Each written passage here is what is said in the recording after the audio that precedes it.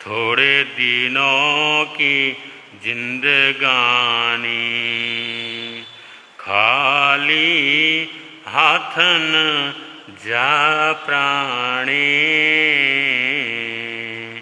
थोड़े दिनों की जिंदगानी,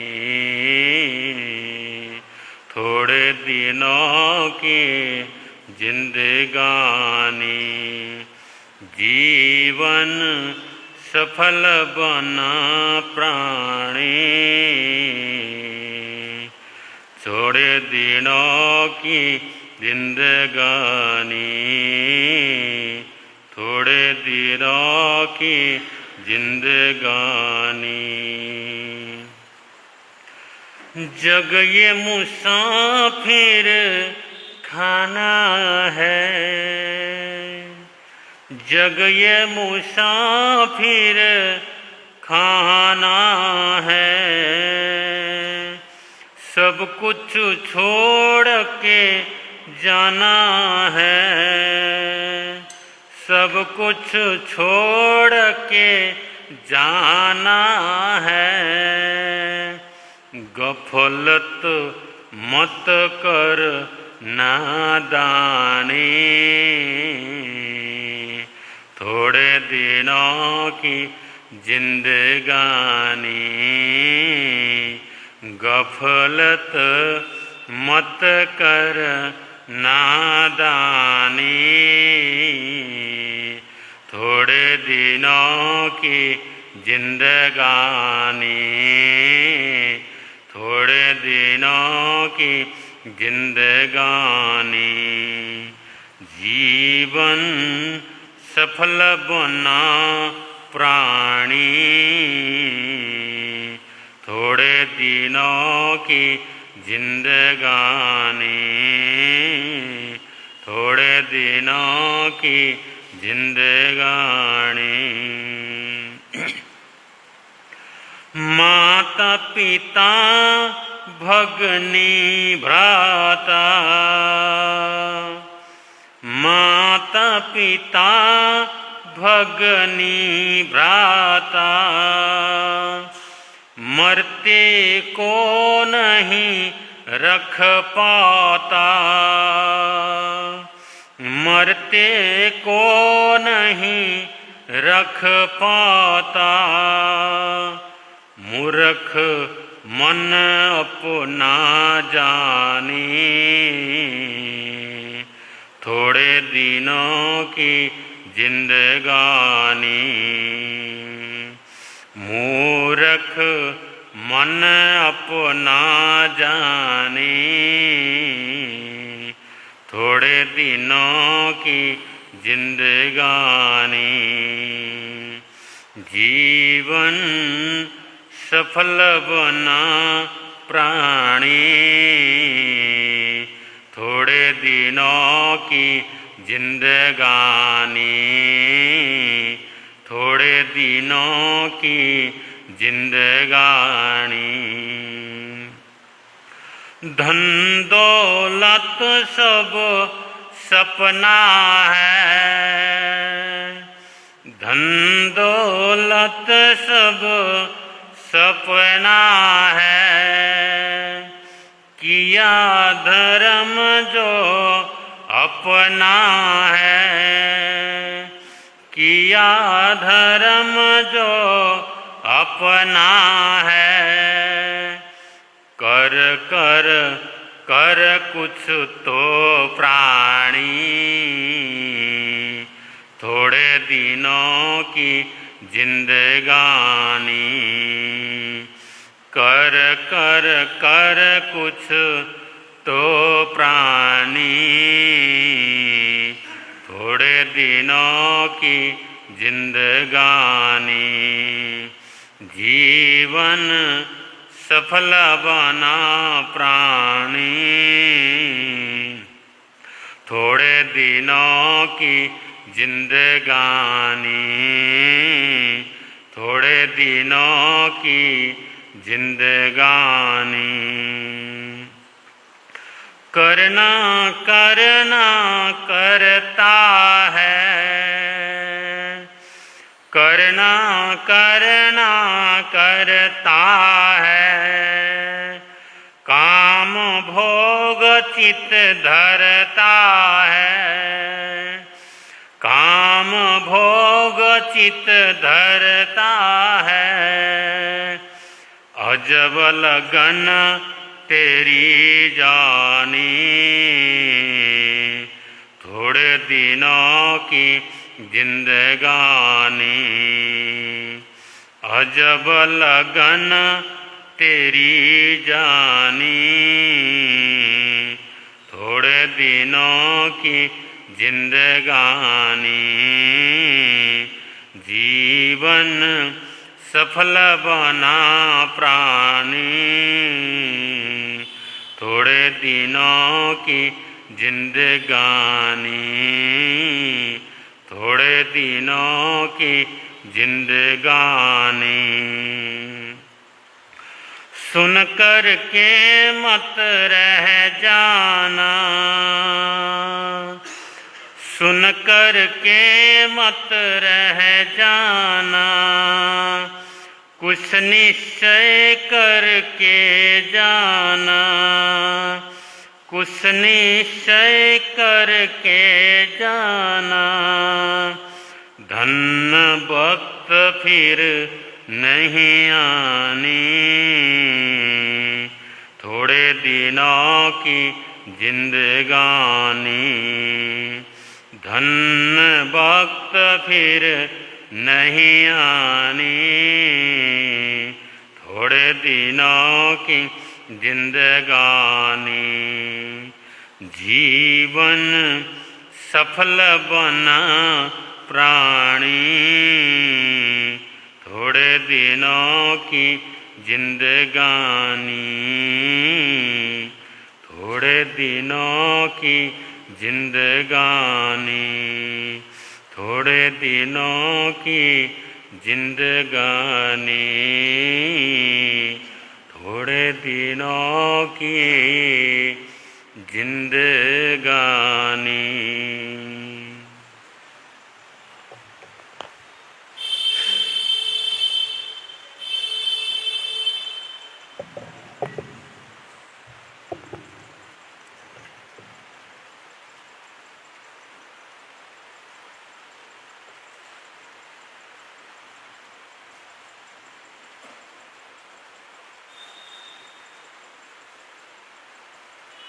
नमो मंगलमुखितां अहिंसा संयमो तव देवावितं नमं सन्ति जसधम्मे संयमनो। दुनिया के चराचर जीवों पर कर्मों ने जाल बिछाया है। क्या साधुग्रस्त क्या बाल वृद्ध बस कोई न अति शुभ कर्मों के आने से संतों का समागम मिलता है। जिन वाणी श्रवण करने से दुख जन्म मरण का मिटता है। समय नदी की धार की जिसमें सब बह जाया करते हैं। है समय बड़ा तूफान प्रबल, अक्सर दुनिया के लोग समय में चक्कर खाया करते हैं। लेकिन कुछ ऐसे होते जो इतिहास बनाया करते हैं। इतिहास अनंत अनंतोपकारी त्रैलोक्यनाथ शासन के महाप्राण शरण भगवान महावीर स्वामी को स्मरण करते हुए आचार्य भगवान एवं आराध्य गुरुदेव के चरणों में वंदना। मंचासीन नेपाल हिंद गौरव वाचनाचार्य प्रवर डॉक्टर श्री विशाल मुनि जी महाराज साहब के चरणों में कोटि वंदन करने के पश्चात आदरणीय मुनिराज, प्रिय श्रोताजन, परम पिता की पावनी वाणी और पर हम सब लोग श्रवण कर रहे हैं। इसी श्रृंखला को थोड़ा आगे बढ़ाएंगे। उससे पूर्व हम सब लोग रल मिल करके गाएंगे। भगवान तेरी आराधना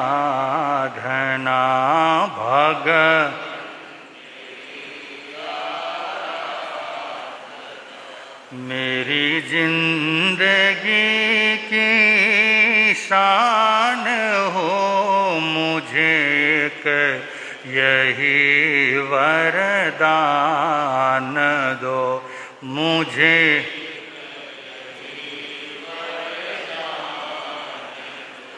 मेरी आत्मा बलवान हो, भगवन तेरी आराधना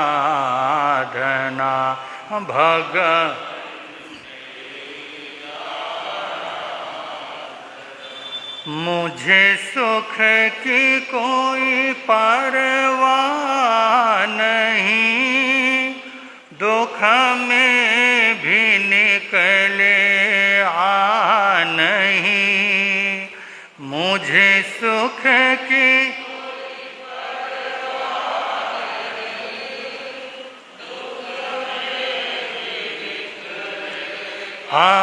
नहीं, बस एक तेरा ध्यान हो, बस एक तेरा ध्यान, होठों पे तेरा नाम हो,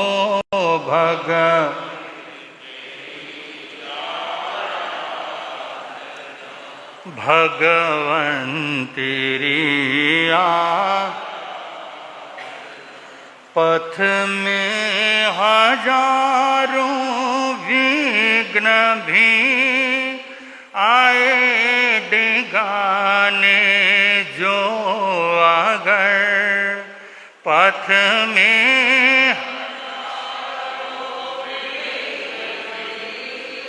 आए डिगाने जो अगर, चाहे सामने शैतान हो, चाहे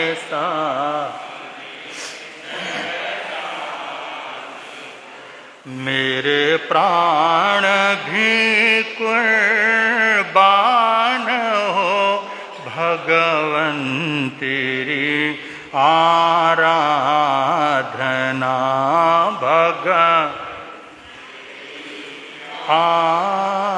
आराधना।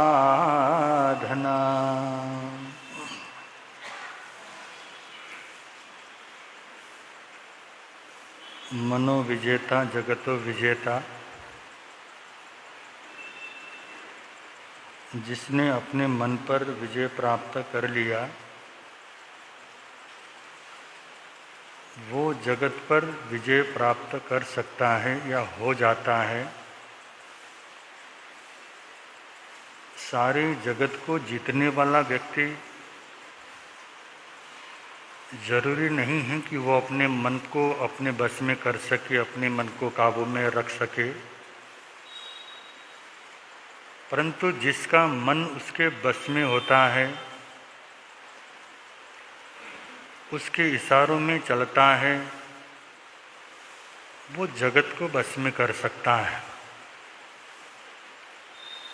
आज हम जो काम करते हैं या हमारा शरीर जो कार्य कर रहा है,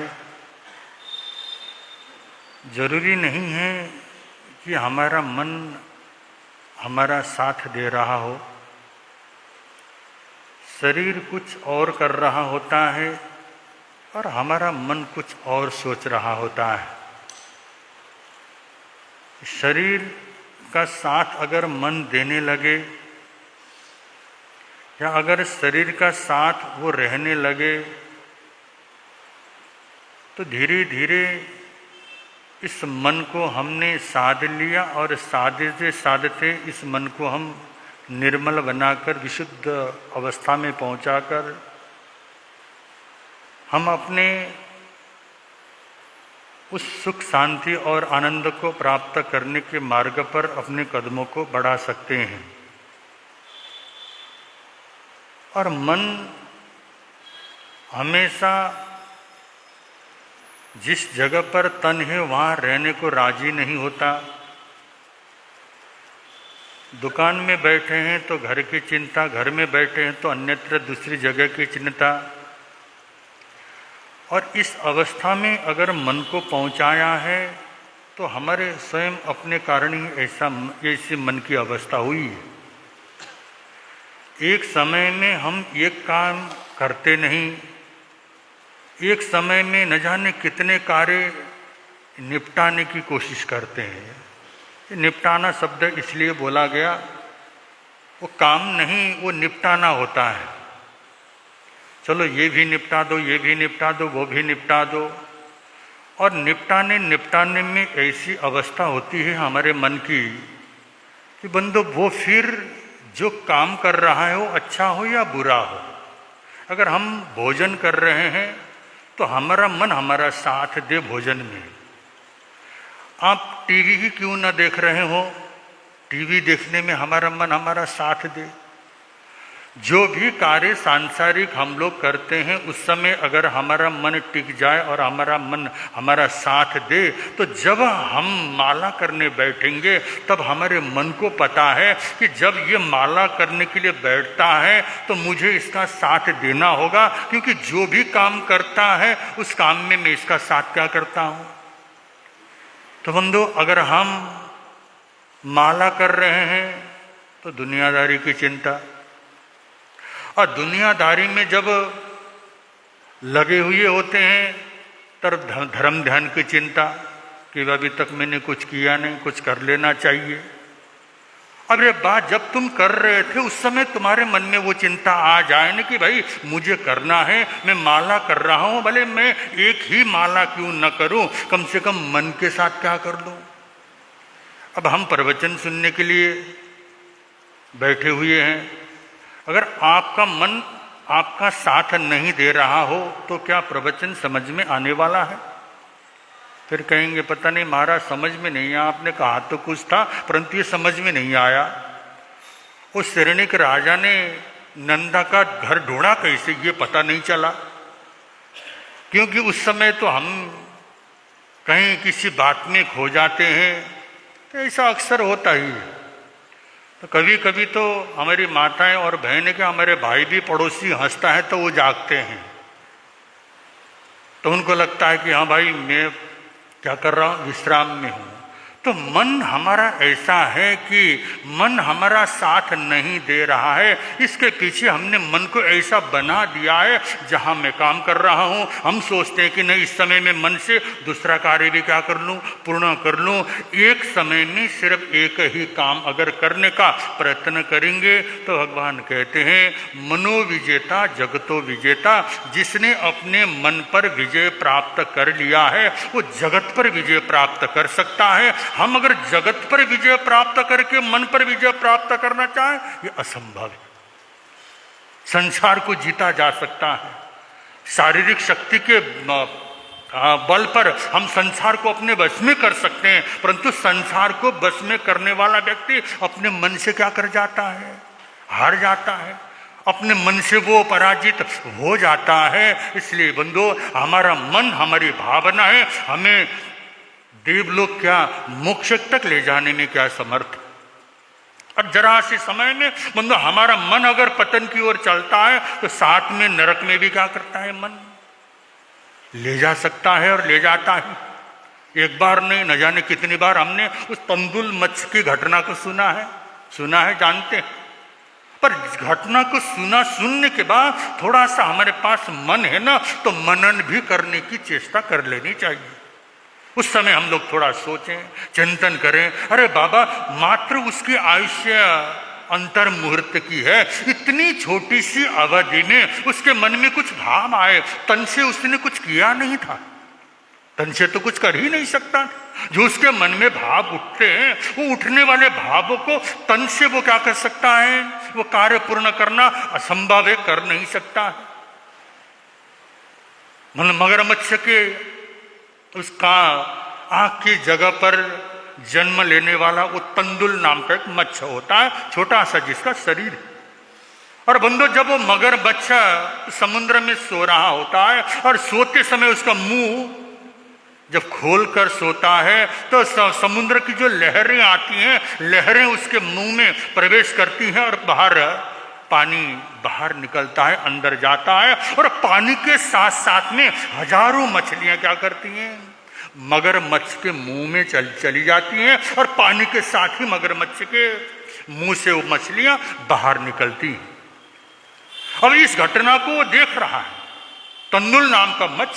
ये भगवान का कहना, भगवान ने फरमाया तंदुल नाम का छोटा सा चावल के दाने के बराबर उसका शरीर होता है। तंदुल मतलब चावल, और चावल के शरीर के बराबर के शरीर को पाने वाला तंदुल नाम का मच्छ बंधु वहां बैठे बैठे मन में भाव करता है या सोचता है कि अगर इस मगरमच्छ जितना शरीर मेरा होता, एक भी मछली को मैं बाहर जाने नहीं देता। कितना आलसी है। यही चिंतन चल रहा है। अब ये कोई कहानी कल्पना तो है नहीं, ज्ञानी पुरुषों ने हमें फरमाया, ज्ञानी पुरुषों ने बतलाया। जरा से वक्त में अगर इस तरह का भाव हमारे मन में आता है तो बंधु इतने अशुभ कर्मों का वो बंद करता है। भगवान कहते हैं 7वें नरक में जाकर के उसको क्या करना पड़ता, जन्म लेना पड़ता है। तो हम सोचें तो सही, हम भी कभी कभी अकेले बैठते हैं तो बंधु अपने मन से ही हम कितनी प्रतिक्रियाओं को करते हैं। जिस घटना से कोई संबंध हमारा होता नहीं है, किसी व्यक्ति के साथ कोई संबंध नहीं है हमारा, बस उस व्यक्ति को देखा, उस व्यक्ति के कर्मों को देखा, उस व्यक्ति के कर्मों के साथ हमने अपने मन को क्या कर दिया, जोड़ दिया। कोई आवश्यकता नहीं, कोई व्यक्ति जो कर रहा है करने दीजिए, तुम मस्ती में रहो ना। पर नहीं, सामने वाले व्यक्ति के कर्मों को देख देख कर अंदर ही अंदर हम जल भुन जाते हैं। ऐसा क्यों करता है, ऐसा नहीं करना चाहिए, ऐसा करने के पीछे इसका उद्देश्य क्या, न जाने क्या क्या भाव इस मन के अंदर आते हैं। और मन के अंदर आते हैं तो बंधु अशुभ भावना आकर के और उसके अशुभ कर्मों का बंध निश्चित रूप में होता है। पर हम भूल जाते हैं, अनेकों घटनाएं हम सुनते हैं, अनेकों घटनाएं सुना लेते हैं, परंतु बंधु हम ये भूलते हैं कि मैं भी जब बुरी भावना मेरे मन में आती है तो मेरे कर्म भी मेरे कर्मों का आश्रय भी होता है, मैं भी कर्मों का बंद करता हूं। ये हम क्या करते, विश्वास नहीं कर पाते। प्रत्येक क्षण प्रत्येक समय बंद हमारे मन के द्वारा हमारे कर्मों का क्या होता है, बंद होता है, शुभ हो या अशुभ हो। अगर हमारे मन में शुभ भाव है, धर्म ध्यान की अवस्था में है तो बंधु हम पुण्य का अर्जन करते, कर्मों की निर्जरा भी करते हैं। इसका मतलब ये नहीं है सिर्फ हमारा मन पाप ही पाप क्या करता है, अच्छा भी तो सोचता है। बस अच्छा और बुरा क्या है, कभी कभी हमको लगता है अच्छा क्या है और बुरा क्या है इसका ज्ञान भी तो नहीं हो पाता। बंधु अच्छा वो है जो आपको आनंद देता है, अच्छा वो है जो आपको संतुष्टि देता है। संतुष्टि का मतलब बाह्य नहीं है, अंतर आत्मा से जिसको संतुष्टि मिलती। कभी किसी का आप भला करते हैं, कभी किसी का हमने अच्छा किया है, और जब अच्छा हम करते हैं तब हमारे मन में डर नहीं होता है, हमारे मन में भय नहीं होता है, हमें भय नहीं सताता। बंधु हमको क्या करता है, बड़ा आनंद की अनुभूति होती है, अंतर आत्मा प्रसन्न हो रहा होता है। लेकिन हम कब गलत काम करते हैं, हमारा गलत काम हमें क्या करता है, भयभीत कर देता है। रास्ते में आते आते अगर आपने कभी किसी एक दुखी व्यक्ति की सेवा की तो आपको मन में लगेगा, डर लगेगा? नहीं बंधु, हमने सेवा किया है तो मन में संतुष्टि होगी, शांति होगा, आनंद होगा। परंतु अगर हमने कहीं कोई बदमाशी कर दी, कोई हमने गलती कर दी, तो वो गलती हमें आज ने बार बार क्या करती रहेगी, भयभीत करती रहेगी। इसलिए मन को साधने वाला व्यक्ति जीवन में साधक होता है। ऐसे ही भगवान महावीर ने भी भावनाओं का, प्रशस्त भावनाओं का उन्होंने व्याख्या किया है। और बंधु 5 महाव्रत की 25 भावना, 5 महाव्रत को पुष्ट करने के लिए भगवान महावीर ने 25 प्रकार की भावनाओं का भी क्या किया, व्याख्या किया है। और वो प्रशस्त भावनाएं बंधु जब हम भाते हैं तब हम अखूट कर्मों की निर्जरा क्या होती है, हमारे से होती है। और बंदो 12 प्रकार, तत्वार्थ सूत्र में 12 प्रकार की भावनाएं हैं और जिसमें अनित्य भावना आदि का वर्णन आता है। वो भावना का मतलब हमारे मन में ऐसा भाव आ जाता है, और वो भाव आता तब है जब हमें कुछ ज्ञान मिलता है।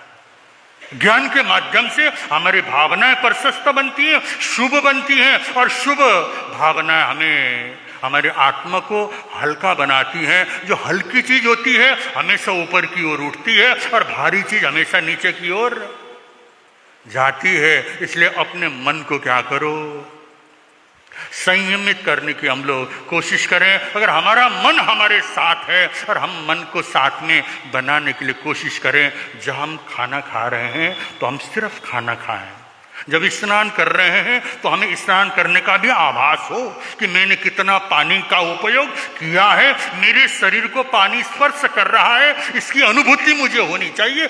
जो भी कार्य मैं कर रहा हूं वो प्रत्येक कार्य चाहे शुभ हो या अशुभ हो, हर कार्य का मुझे क्या होना चाहिए, ज्ञान होना चाहिए, आभास होना चाहिए। और हम फिर तर्क करेंगे कि अब जो पाप कर्म है उनका भी आभास होना आवश्यक है। जब पाप कर्म करने का आभास हमको होगा तो बंदो फिर पाप कर्म से हम छूट सकते हैं। हमको लगेगा कि गलत हो रहा है, गलत इतना नहीं करना चाहिए, इस गलत को अब ब्रेक लगवा देना चाहिए। और दिन भर में गलत ही कर रहा हूं, मेरे मन में गलत भाव ही आ रहे हैं, गलत विचार का चिंतन ही चल रहा है, तो बंधु हम क्या करेंगे, हमको होश रहे कि मेरा मन शुभ में है या अशुभ में है। और बंधु शुभ में है तो हमारा मन क्या होगा, हल्का होगा, अच्छा होगा। और मन औरों का नहीं, मन को हमेशा क्या करें, हम बड़ा बेईमान है, बड़ा चंचल है देवर के, जीवन भर इस मन को गाली मत दे। गाली नहीं देना है, बच्चे की तरह ही हमारा अपना मन है, हम अपने बच्चे की तरह इस मन को क्या करें, समझाएं। समझाने के लिए कोई गुरु और भगवान नहीं आने वाले, हमें स्वयं को समझना पड़ेगा। गुरु हमें मार्गदर्शन के रूप में हमें समझाते हैं, और गुरु की वाणी पर विश्वास करके हम अगर मन को समझाने की कोशिश करेंगे, ये मन अपना है, ये हमारा मन दुश्मन नहीं है, इसलिए मन हमारा क्या करेगा, साथ देगा। और इस मन जब साथ देता है तो जरा से समय में किया हुआ कार्य भी हमको बहुत सारा फल देने वाला होता है। अगर हम ध्यान से पढ़ते हैं तो हमें बंधु पढ़ी हुई चीजें स्मरण में रहती हैं, ध्यान से सुनते हैं, सुनी हुई हर बात हमारे मस्तिष्क में क्या हो जाती है, मस्तिष्क में रह जाती है। इसलिए हर कार्य को करने में हम मन लगा करके करेंगे, तभी जाकर हमारा जीवन भी क्या हो सकता है, श्रेष्ठ बन सकता है। हमारे जीवन को श्रेष्ठ बनाने का एकमात्र माध्यम है मन पर हम विजय प्राप्त कर लें, मन को अपने बस में कर लें। इसी तरह श्रेणिक चरित्र चल रहा है, उसको थोड़ा सा आगे बढ़ा रहे हैं। श्रोता सुन लो ध्यान लगा कर, श्रेणिक चरित्र सुनाते हैं धर्म की, श्रोता सुन लो ध्यान लगा कर, श्रेणिक कुंवर कहे कुछ आपत्ति का है वृत आज हमारे, तंदुल 32 दिए दासी को फिर यूं वचन उचारे, श्रोता सुन कर श्रेणी का चरित्र, इन तंदुल से 60 भोजन करके हमें जीमावे, तो मेरा व्रत पूरा होगा दासी अचरज पावे, श्रोता सुन लो ध्यान लगा कर, श्रेणी का चरित्र सुनाते हैं। अज्ञानी व्यक्ति जब जीवन में समस्याएं आती हैं तो उन समस्याओं को और बढ़ा देता है, परंतु ज्ञानी व्यक्ति समस्याओं को चुनौती मानता है और उसको स्वीकार करके प्रसन्नता की अनुभूति कर रहा होता है। ठीक है, हमें सफलता मिली तो ठीक, अगर नहीं भी मिला तो कम से कम हमें इसका ज्ञान तो होगा। तो बंधु कभी वो भयभीत नहीं होता है। और कुछ घटना ऐसी घटी, अभी तक तो नंदा ने बहुत सारी परीक्षाएं की, दासी ने परीक्षाएं की, पर अब श्रेणी कुमार जब भोजन के लिए उसके साथ भोजन की सामग्री के बारे में पूछने के लिए दासी उपस्थित होती है, तो राजकुमार श्रेणी ने कहा कि आज हमारा व्रत है, ये सिर्फ 32 चावल के दाने हैं, इन 32 दानों से बना हुआ भोजन भी आज हम स्वीकार करेंगे, इससे ज़्यादा हम भोजन करेंगे नहीं। अगर मालिकन से जाके कह दो इन 32 चावल के दानों में से 36 प्रकार 60 भोजन अगर तैयार करके दे, 36 प्रकार के व्यंजन भी बना के दे या कोई भी भोजन तैयार करके दे, तो हम इससे क्या कर सकते हैं, भोजन कर सकते हैं। और बंधु ये सब सुनते ही दासी तो क्या होगी, भयभीत हो गई, घबरा गई कि आखिर ये संभव कैसे हो सकता है। और बंधु जो हमें असंभव लगता है ना, वो चीज ज्ञानी पुरुष सहज रूप में क्या कर देते हैं, संभव कर देते हैं। आज हम लोगों को लगता नहीं है, कहाँ महाराज ऐसा क्या संभव हो सकता है,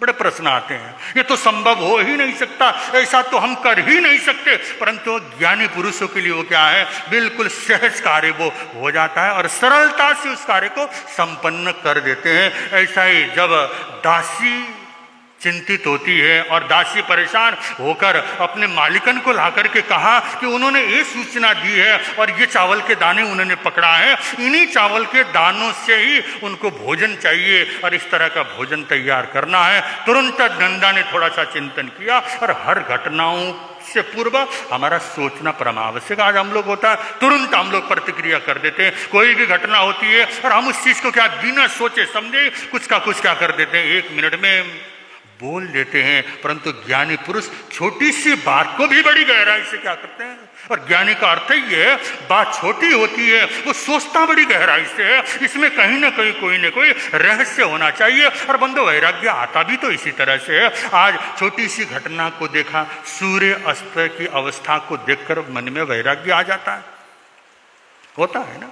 कोई छोटी सी घटना घट गई और उस घटना को लिया और बंदो उसके मन में वैराग्य आया। ऐसे जो 12 प्रकार की भावनाएं हैं, उन 12 प्रकार की भावनाओं में जिन जिन महापुरुष ने उन 12 प्रकार की भावनाओं को भाया है, तो बंदो एक घटना देखी और उस घटना का गहराई से चिंतन किया, मन चिंतन और मनन के माध्यम से मन में वैराग्य आया और बंदो मोक्ष को क्या कर गए, वो संपूर्ण कर्म राशि को समाप्त करने में, कर्मों को खपाने में उनको वो कारण सहयोगी बनता है। ऐसा ही नंदा ने देखा, थोड़ा सा चिंतन किया, मनन किया और तुरंत उसके दिमाग में क्या हो गई, बात आ गई। उसने अपने दासी को सुंदर से वस्त्र पहनवाए और सुंदर वस्त्र पहना के वो 32 चावल के जो दाने थे उनको मैंने 4 भाग में विभक्त किया और 4 पोटलियां बना करके उसने बाजार में भेजा और भेज करके कहा जो व्यक्ति जहां जुआ खेलते हैं जुआड़ी के पास क्या करना। और जुआड़ी हमेशा क्या सोचता है, मेरे को जीतना चाहिए। आज तक कोई जुआड़ी ने जीत करके बंगला बनाया नहीं और कुछ खेलता रोज है और जीतता कौन है इसका पता चलता नहीं है। ऐसा ही वो जुआड़ी लोग ऐसी कुछ व्यवस्थाएं क्या करते हैं, टोटके वगैरह का उनको ज़्यादा अपेक्षाएं होती हैं, तो उन जुआड़ियों के पास भेजा। और जुआड़ी जो वहाँ जुआ खेल रहे थे वहाँ जाकर के जब नंदा की दासी जाकर उन जुआड़ियों के सामने खड़ी हो गई तो उन्होंने पूछा कि आखिर कौन सा कारण है, किस लिए तुम्हारा यहाँ आना हुआ। तो उसने कहा कि आज मैं कुछ ऐसी वस्तु लेकर के आई हूँ, देवताओं के द्वारा मंत्रित क्या है ये चीज लेके आई। वो क्या चीज है, उन्होंने कहा ये जो पोटली में रखी हुई जो 4 चीजें हैं और ये ऐसे अभिमंत्रित ये चावल के दाने हैं, जो भी व्यक्ति इसको लेगा वो क्या होगा, कभी जीवन में हार नहीं सकता। बोल दिया उसने। एक जुआड़ी ने तुरंत अपने जितना मुंह मांगा पैसा दिया और उसने खरीदा। दूसरा भयभीत हो गया, उसने सोचा ये जीतेगा तो मैं क्या करूंगा, हारूंगा। दूसरे ने भी क्या किया, पोटली, तो चारों ने क्या कर लिया, ले लिया और जितने पैसे की आवश्यकता थी उनको पैसे मिले और उन पैसों को लेकर के बंधु वो दासी घर में आती है और घर में आकर के जब नंदा को जाकर के उसने पैसा और संपूर्ण सामग्री जो भोजन बनाने योग्य सामग्री जब दिया गया और देने के बाद भोजन बनता है। और भोजन में तो अब आज के ज़माने में होता तो आज के ज़माने के हिसाब से बनाया जाता और उस समय जो भोजन बनाया जाता होगा वही भोजन क्या किया गया, निर्माण किया गया। और वहाँ पर किस तरह से भोजन बनाया जाता है, उसी दरवेश नंद कुमारी भोजन विविध बनाया। थाल परोसा पहले लड्डू चार धरे मन भाया। श्रोता सुन लो ध्यान लगाकर श्रेणी का चरित्र। एक कटोरी धृत की धर के धरी थाल के माई। दासी हाथ से भाड़ा भेजा बोले कर जब आई। श्रोता सुन लो ध्यान लगाकर श्रेणी का चरित्र सुन।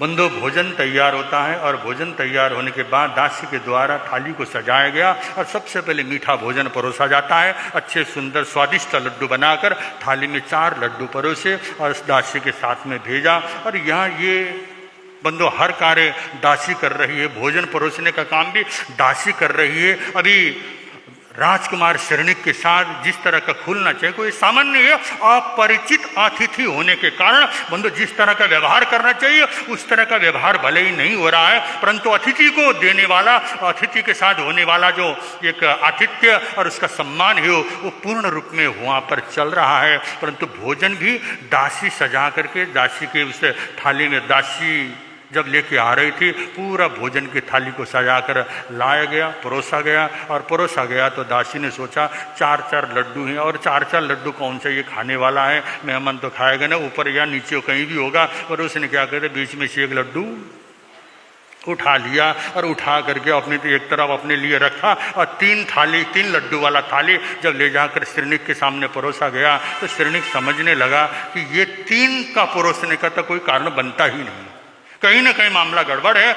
या तो 2 होना चाहिए या फिर 4 लड्डू आने चाहिए थे, बीच में से जो कहा गड़बड़ हुआ है। तो बंधु इशारों में ही उसने क्या कर दिया, नंदा के पास थाली को वापस करते हुए कुछ संदेश क्या कर दिया, भिजवा दिया। तो नंदा को समझ में आया मामला बीच में गड़बड़ है और 3 लड्डू अगर गए हैं तो उसने संकेत के रूप में कहा कि रास्ते में ही क्या हो गया, नदी सूख गई या तालाब क्या हो गया, इतने प्रतिशत तालाब सूखा हुआ मिला। ऐसे संकेत से जब उनको इशारा किया तो बंधु नंदा तुरंत दूसरी थाली तैयार करके स्वयं लेकर के आती है और राजकुमार श्रीनिक भोजन कर रहे हैं। और भोजन करते करते वार्तालाप भी होगी और आगे का जीवन, आगे की घटना कैसी चलेगी ये तो समय के अनुसार आपके समक्ष रखने का प्रयत्न करेंगे। अब आपके समक्ष वाचनाचार्य परवर आप ये मुखारविंद से आप और हम सब लोग हम जिनवाणी श्रवण करेंगे। बोल शरण भगवान महावीर स्वामी की।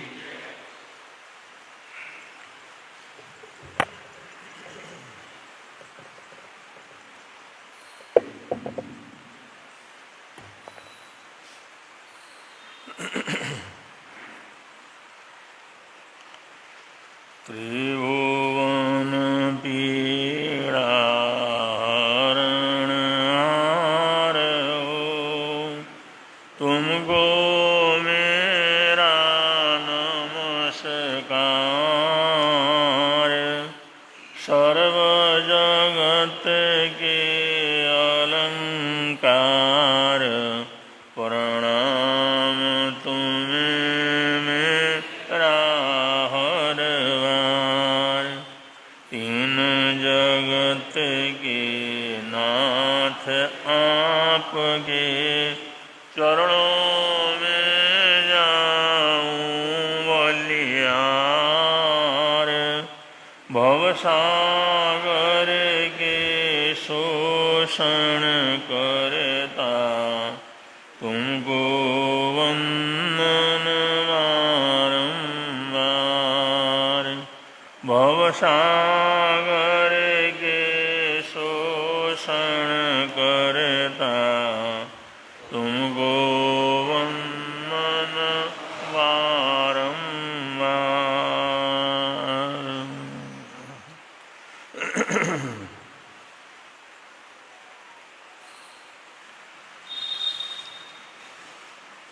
शरण करणान योग के अंतर्गत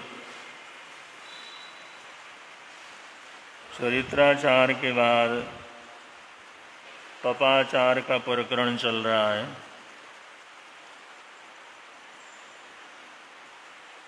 यह वीतराग वाणी, ये आगमों का संदेश भगवान आदिनाथ से लगातार चला आ रहा है।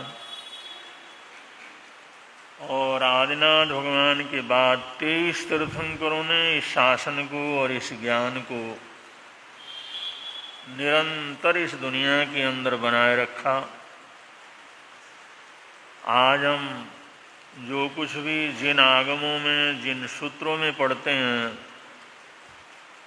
वो 24वें तीर्थंकर श्रमण भगवान महावीर स्वामी का संदेश है। तो तपस्या का वर्णन कर रहे हैं कि सर्व सिद्धि के लिए, चाहे वो लौकिक सिद्धियां हों चाहे अलौकिक सिद्धियां हों, उसमें तपाचार का बहुत बड़ा महत्व है। अगर हम शारीरिक सुख शांति को प्राप्त करना चाहते हैं तो भी तप की जरूरत है। मानसिक शांति को प्राप्त करना चाहते हैं तब भी तप की जरूरत है। आध्यात्मिक उन्नति करना चाहते हैं तब भी तप की अनिवार्य आवश्यकता है। कुछ भी सुख शांति प्राप्त करना हो तो तप, तपस्या, तपना बहुत आवश्यक है। इसलिए भारतीय संस्कृति में तप के बड़े बड़े विधान, और सभी लोग कुछ न कुछ किसी न किसी रूप में तपस्या की आराधना करते रहते हैं, साधते रहते हैं। तो जैन इस आचार के अंतर्गत जो तपाचार है उसका विशेष रूप से वर्णन किया गया है। तो उसमें ये चौथा रस परित्याग तप है, रस का परित्याग करना। साधारण रूप से तो हम जो खाने पीने की चीजें हैं उनको त्याग करने को ही हम रस परित्याग मान लेते हैं, लेकिन इसका गहरा अर्थ है। इससे पहले बतलाया, जो हम मुंह से स्वाद लेते हैं या कानों से संगीत वगैरह कोई शब्द वगैरह सुन लेते हैं, आँखों से कोई दृश्य को देख लेते हैं, कोई पदार्थ का गंध ग्रहण कर लेते हैं, या स्पर्श आदि हमारे को अच्छा लगता है, तो पांचों इंद्रियों में जो भी हमारे को अच्छा लगता है उन सिर्फ पदार्थों की वजह से नहीं, उन पदार्थों के साथ हमारे इंद्रियों के जुड़ने से हमारे को पता लगता है। दृश्य है लेकिन आंखों से देखा ही नहीं तो क्या आनंद आएगा। भोजन है, मुंह के अंदर डालेंगे नहीं तो कैसे आनंद आएगा। जो हमारे को सुख मिलता है वो सब पदार्थों के साथ इंद्रियों का समागम होने से होता है। और सुगंधी है, नाक के अंदर गई नहीं तो हमारे को अच्छा या बुरा क्या लगेगा। शास्त्रकार और आगे बढ़ते हैं, पदार्थ भी है, इंद्रियां भी हैं, लेकिन जब तक उनके साथ मन का योग जोड़ा हुआ नहीं है तब तक हमारे को कोई स्वाद या कोई अच्छा या आनंद नहीं आ सकता। उसके अंदर मन का जुड़ना भी आवश्यक है। बहुत बार मन भी होता है, इंद्रियां भी होती हैं, पदार्थ भी होते हैं, सब योग होते हैं, लेकिन उसके साथ अगर चेतना का संबंध टूटा हुआ हो तो तब भी हमारे को कुछ भी आनंद या स्वाद या खुशी प्रकट नहीं होती। तो ये चेतना का मन के साथ जुड़ना, मन का इंद्रियों के साथ जुड़ना, फिर इंद्रियों का पदार्थ के साथ जुड़ना, तब जाकर के हमारे को अच्छी बुरी अनुभूति होती, अच्छे बुरे रस का पता लगता है, स्वाद का पता लगता है। तो इसमें इतनी प्रक्रिया रहती। तो ये जो तपस्या आया, अब इस तपस्या को कैसे करना, रस परित्याग तप, तो इसके लिए एक उदाहरण बहुत अच्छा है। हमारा जो शासन चलता है आदिनाथ ऋषभदेव भगवान से चलता है, वो हमारे आदि तीर्थंकर हैं। आदि योजय राजा हुए, आदि योगी हुए, आदि तपस्वी हुए, वहीं से ही सब प्रारंभ हुआ। और आदिनाथ भगवान के जो बेटे 100 बेटे थे, उनमें सबसे बड़े भरत थे। उन भरत के नाम पर इस देश का नाम भारतवर्ष पड़ा। भारत खंड, भारतवर्ष, इसके अंदर सारा ही विश्व आ जाता है, जाना हुआ।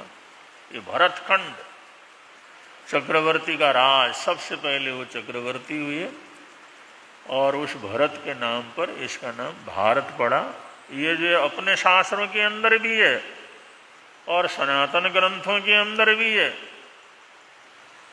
और ये पुराणों के अंदर भी ये सब चर्चा है कि भरत के कारण से इस देश का नाम भारत पड़ा।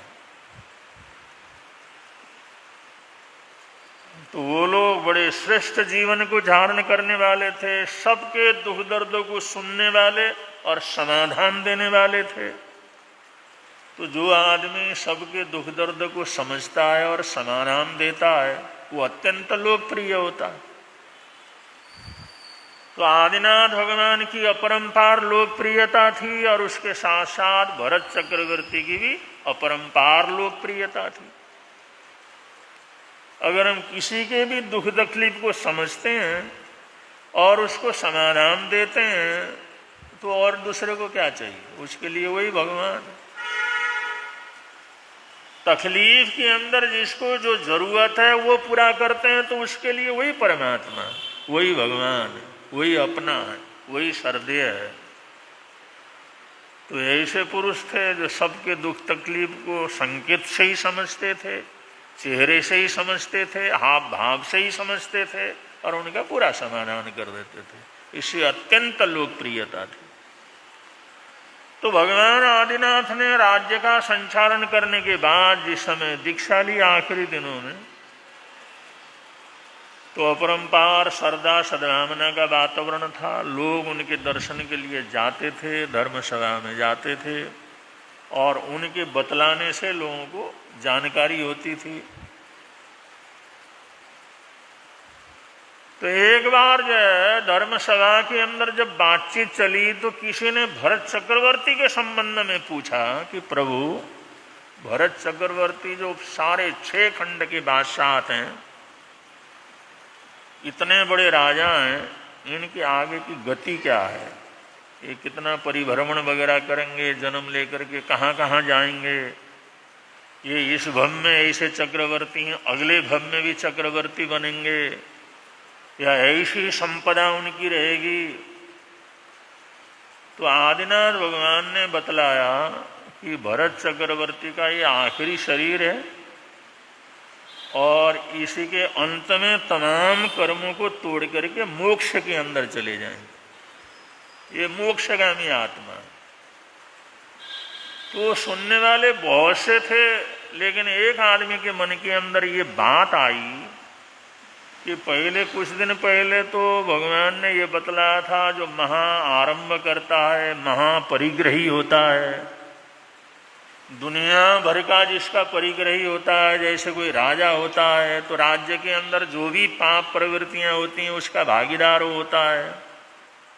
और ऐसा करने वाले लोग ये नरक आदि में जाते हैं, बड़े भारी कर्मों का बंधन करते हैं। और आज अपने बेटे की बात आई तो कहते हैं वो तो मोक्ष के अंदर चला जाए। अजीब बात है।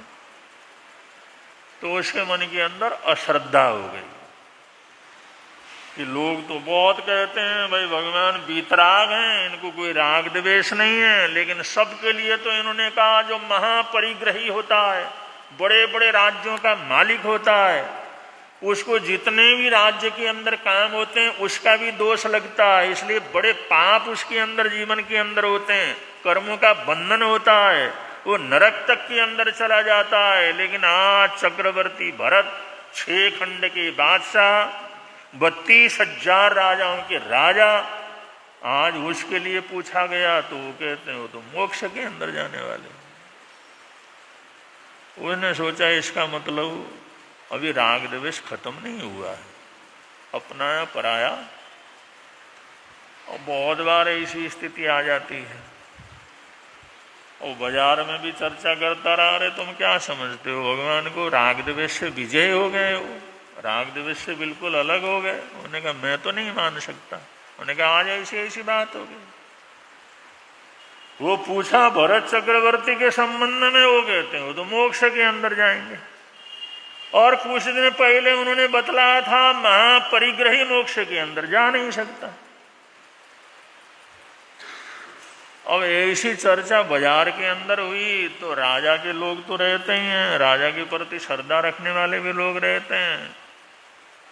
तो भरत के कानों में पहुंच गई, भाई फलाना आदमी भगवान आदिनाथ के लिए इस प्रकार की बातें कर रहा है।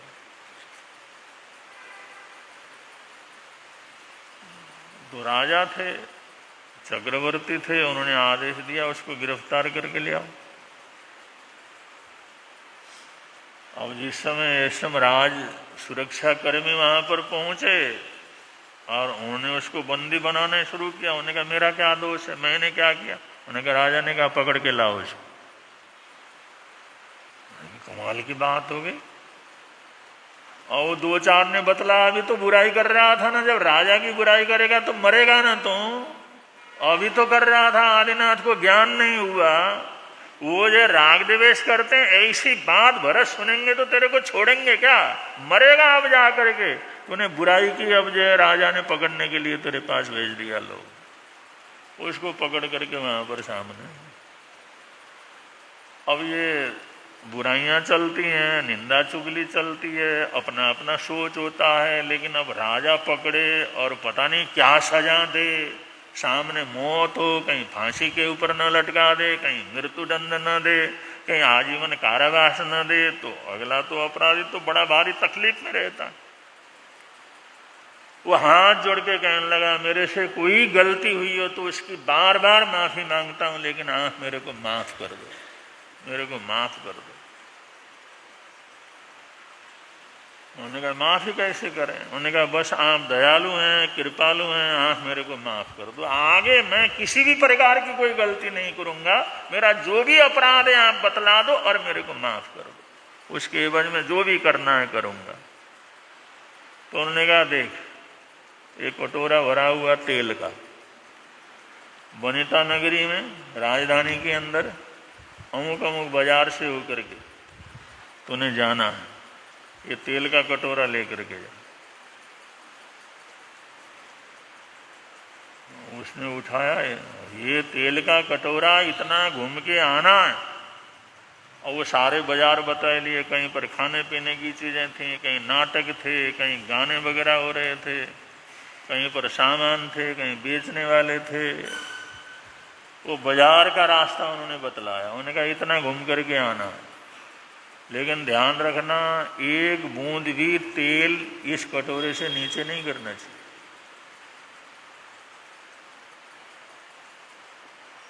उन्होंने कहा रास्ते का कैसे पता लगे? रास्ता का तो ये साथ में चलेंगे।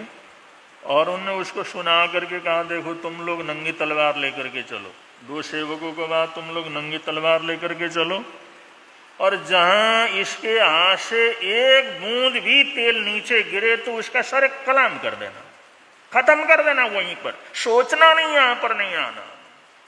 उन्होंने सोचा ले मारे गया, अब तो गए काम से।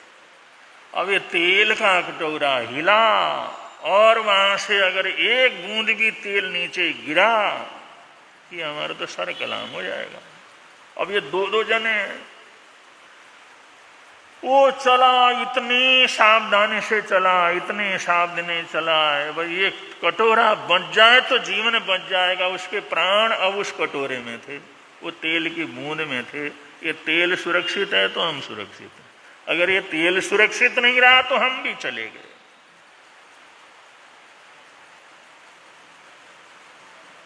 अब जिस समय ऐसी स्थिति हो गई तो जिधर जिधर से भी निकला उसको कुछ सुनाई नहीं दिया, न कोई गाने सुनाई दिए, न नाटक वगैरह दिखाई दिए, न सामान दिखाई दिया, न खाने के पदार्थ वो दिखाई दिए। क्यों? क्योंकि सामने मौत खड़ी थी। वो दो जने नंगी तलवार लेकर के खड़े थे। वो सामने मौत देखेगा तो जिस समय मौत का झटका लगता है ना, तो मन और चेतना ये टूट जाता है, ये दोनों का संबंध टूट जाता है।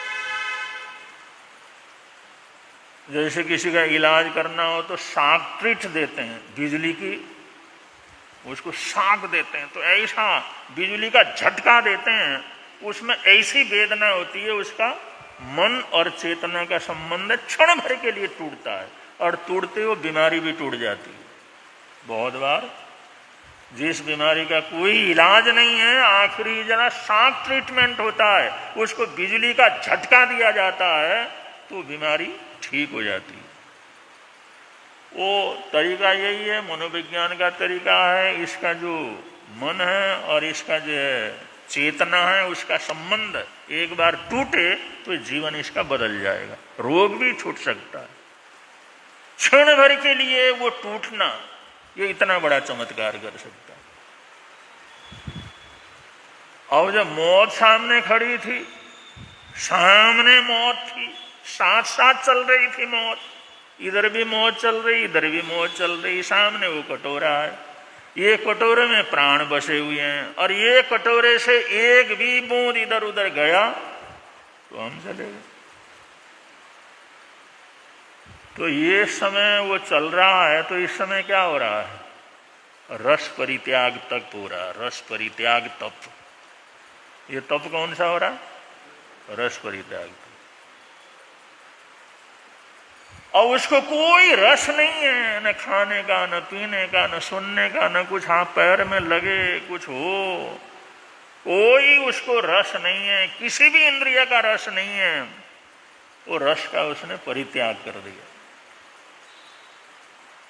क्योंकि सामने मौत नजर आ रही है, और जरा सा इधर उधर ध्यान गया और वो कटोरा हिला, तेल की बूंद नीचे गिरी तो अपना सर नीचे गिर जाएगा। इसलिए उसको इतने ध्यान से चल रहा था, तो इसकी वजह से उसकी चेतना पूरी तरह से मन से टूट करके जो है वो तेल की सुरक्षा के अंदर एकाग्र हो गई। तो ये जो इस तरह का जो समय, ऐसी जो अनुभूति है, ऐसा जो समय है, उसको कहते हैं रस परित्याग तप। और बताओ किस तरह से करना है? कि रस परित्याग तप का जो वास्तविक स्वरूप है कि सारा रस से भरा हुआ दुनिया उसके बीच में, लेकिन हमारा कोई संबंध उसके साथ नहीं।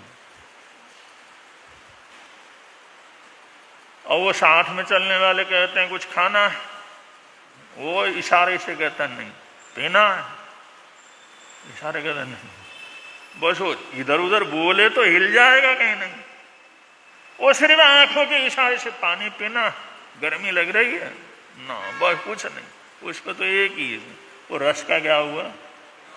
सारा रस का परित्याग। ये तप जो है बड़े अद्भुत तप है, ये कोई साधारण तप नहीं है। कहने को बाह्य तप है, लेकिन इनका एक बाह्य पक्ष है, एक आंतरिक पक्ष है, क्योंकि हर चीज का एक स्थूल रूप होता है, एक सूक्ष्म रूप होता है। हमारा एक स्थूल शरीर है, एक सूक्ष्म शरीर है। हम स्थूल शरीर को तो देखते हैं, सूक्ष्म शरीर का तो हमारे को भान ही नहीं रहता। इसी तरह इन तपस्याओं का बाह्य रूप तो हमारे को समझ में आता है, लेकिन आंतरिक जो उसका रूप है, सूक्ष्म रूप है, वहां तक तो हम तो पहुंचते ही नहीं है कभी। तो रस परित्याग का वास्तव के अंदर ये जो है उसका प्रभाव है। तो किसी तरह वो जिस समय दरबार में पहुंचा और उन्होंने कहा रख दो इसको, उसने रखा तो उसमें प्राण में प्राण आए। सोचा भाई बच गया अब तो बस। उन्होंने कहा चलो हटो इधर उधर। तो उन्होंने कहा वो बैठ के, उन्होंने कहा बता क्या क्या देखा तूने, बाजार में क्या क्या देखा, सब लिखवा दे इसमें। उन्होंने कहा साहब कुछ नहीं देखा मैंने। अरे कुछ सामान सुमान जो खाने के पीने के बाजार में क्या थे, मिठाइयाँ क्या बनी हुई थी, कौन सी चीज बिक रही थी, वो जरा लिखवा दे, लिस्ट लिखवा दे यहाँ पर। लिस्ट साहब कहाँ से लिस्ट लिखवाऊं? अरे मेरे तो कुछ दिखाई नहीं दे रहा। बाजार से चला, दिखाई नहीं दे रहा।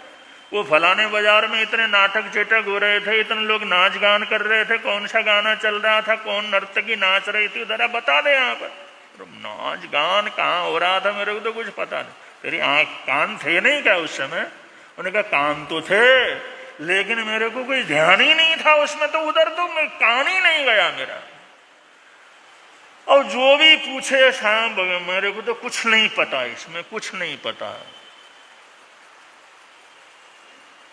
अब आखिर में उन्होंने कहा ये जो इस समय तो चल रहा था ना, ये जो इतने देर तो घूम के आया, इस बीच में किसी निंदा का, चुगली का, बुराई का, या खाने का, पीने का, आकर्षण का, माँ बाप का, परिवार का कोई तेरे को ध्यान में आया?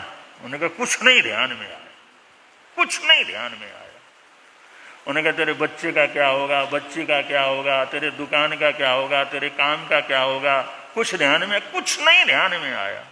भाई क्या खाना है, क्या करना है, इतना प्लान वगैरह तू बनाता था, तो उस समय कुछ ध्यान में? कुछ नहीं ध्यान में आया महाराज, मेरे को कुछ नहीं पता। तो उन्होंने कहा कि भगवान आदिनाथ ने जो मेरे संबंध में बात कही है ना, वो इसलिए कही है, जिस हालात के अंदर तू 1 घंटा तो जिया ना, मैं सारी जिंदगी उसी हालात में जीता हूं। राज तो है मेरे पास, रणराज तो है मेरे पास, सारे दुनिया भर के साधन तो है मेरे पास, लेकिन मैं तू तो दोनों तरफ, तेरे दोनों तरफ जो वो मृत्यु थे, लेकिन मैं तो चारों तरफ उस मृत्यु की तलवार लटका हुआ देखता हूं।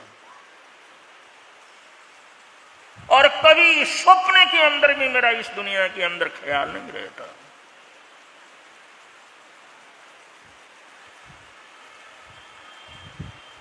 तुम बता भगवान ने गलत कहा? उन्होंने कहा नहीं, नहीं, बिल्कुल नहीं, आप तो मोक्ष जाने से पहले ही मुक्त हैं। आप तो, वो भगवान ने तो ये कहा वो बाद में मोक्ष जाएंगे, मैं तो समझता हूं आप तो जीवन होते हुए मोक्ष हैं, आप तो मुक्त ही हैं, आप तो मोक्ष में पहुंचे हुए हैं, आप तो संसार के अंदर है ही नहीं। रस परित्याग तप ऐसे सारे संसार से हमारे को तोड़ देता है, सारे आकर्षणों से तोड़ देता है, सारी आसक्तियों से छोड़ देता है, सारी परिकल्पनाओं से तोड़ देता है। इतना अद्भुत है रस परित्याग तब, जिसको भरत चक्रवर्ती ने जीवन के अंदर तपा। तो इस उदाहरण से आप लोग बहुत अच्छी तरह से समझ सकते हैं कि रस परित्याग तब कितना कठिन है और कैसे तपा जाता है। तो बड़े प्रेम से बोलेंगे, मिलता है आनंद प्रभु की वाणी से, मिलता है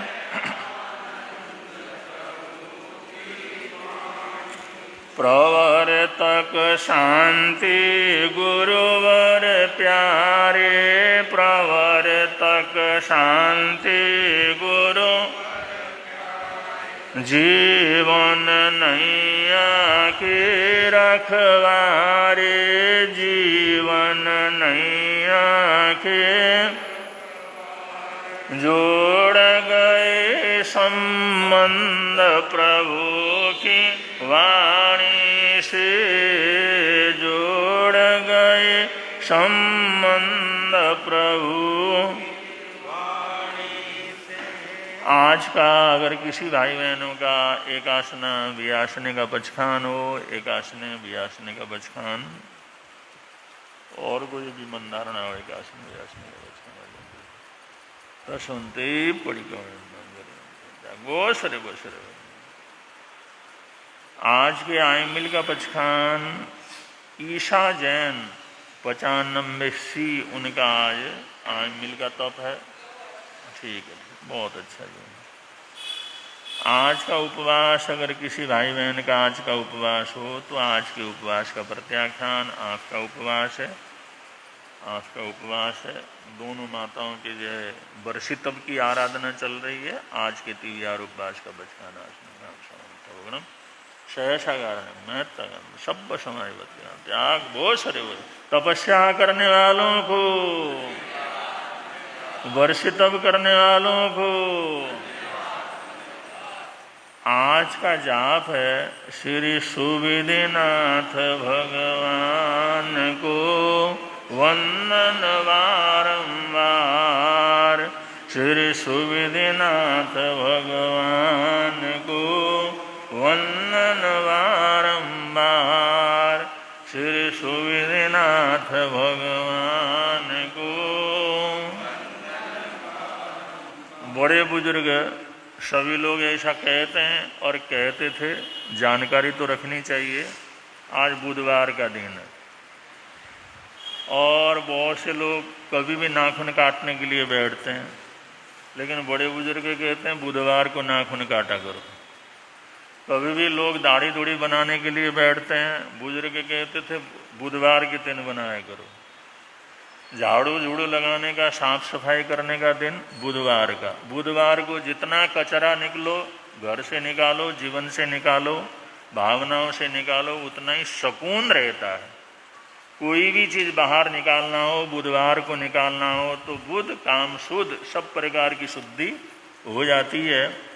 और लेकिन गुरुवार के दिन कोई भी चीज़, गुरुवार के दिन बहुत से ऐसे परिवार हैं झाड़ू भी नहीं लगवाते। गुरुवार के दिन कोई चीज़ बाहर नहीं फेंकना, कोई चीज़ बाहर डालना नहीं। गुरुवार का दिन है। गुरुवार के दिन बहुत ऐसे परिवार हैं जो घर में झाड़ू पोछा तक करने नहीं देते। उन्हें कहने आज नहीं करना कुछ, आज साफ सफाई नहीं करना। और बुधवार का दिन, और बुधवार के दिन सब सफाई, कुछ भी निकालना हो, कुछ भी जो है बाहर करना हो, उसको करने का दिन रहता है। ये हमारी पुरानी परंपरा है। बड़े बुजुर्ग इस प्रकार से कहते थे, तो उसी तरह का भाव रखना चाहिए। अब संघ की तरफ से सूचनाएं हैं, सूचनाओं के बाद मंगल पाठ होगी।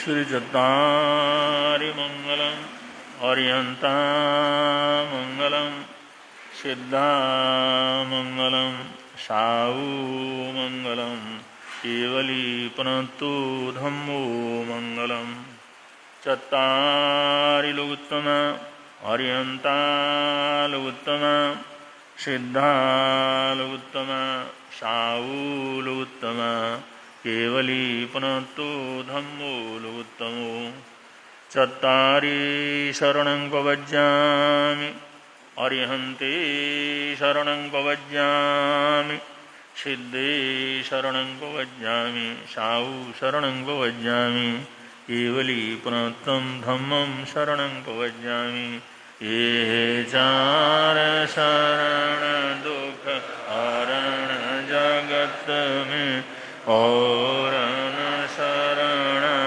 कोई जो भव प्राणी करे आराधन उसका अजर अमर पद होगा उसका सदा ही